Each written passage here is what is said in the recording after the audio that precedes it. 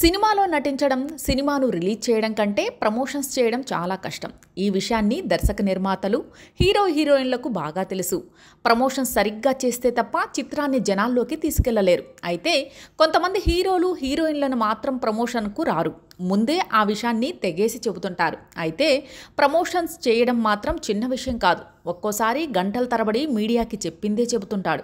చాలా చోట్ల తిరగాల్సి ఉంటుంది. చాలా అలసిపోతుంటారు. అలా కృతి సనన్ అలసిపోయి ఏడ్చేసిన సందర్భం కూడా ఉందట. బేడియా రిలీజ్ టైంలో ప్రమోషన్స్ చేసేందుకు చాలా కష్టపడిందట.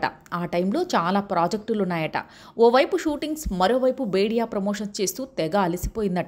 వరుసగా ఇంటర్వ్యూలు, ప్రమోషన్స్ కోసం రియాలిటీ షోలకు వెళ్ళడం, ఇతర నగరాల్లోకి వెళ్ళి ప్రమోషన్స్ చేయడం, ఇలా చాలానే కష్టపడిందట. రాత్రంతా ప్రయాణం, పగలంతా ప్రమోషన్స్ అంటూ తెగ విసిగిపోయిందట. ఇక తన శక్తి అంతా అయిపోవడంతో ఒక్కసారిగా కృతి సనన్ కన్నీళ్లు పెట్టుకుందట. ఇక టీం చూసి చాలా టెన్షన్ పడిందట. అలా చాలాసార్లు ప్రమోషన్ చేసేందుకు కష్టపడాల్సి వచ్చిందట. ఇక అలసటతో ఓసారి ఓ ఫోటోషూట్ వద్దని చెప్పే ప్రయత్నం చేసిందట. అలా క్యాన్సిల్ చేస్తే ఆ దుస్తుల్ని మనమే కొనాల్సి వస్తుందని మేకప్ ఆర్టిస్ట్ చెప్పడంతో తప్పనిసరిగా ఫోటోషూట్ చేసిందట.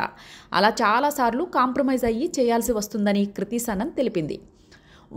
నేనొక్కడినే తర్వాత కృతి సనన్ తెలుగులో అంతగా కనిపించలేదు. ప్రభాస్ ఆదిపురుష్ చిత్రంలో కృతి సీతగా నటించింది. కానీ ఆ సినిమా అంతగా ఆడలేదు.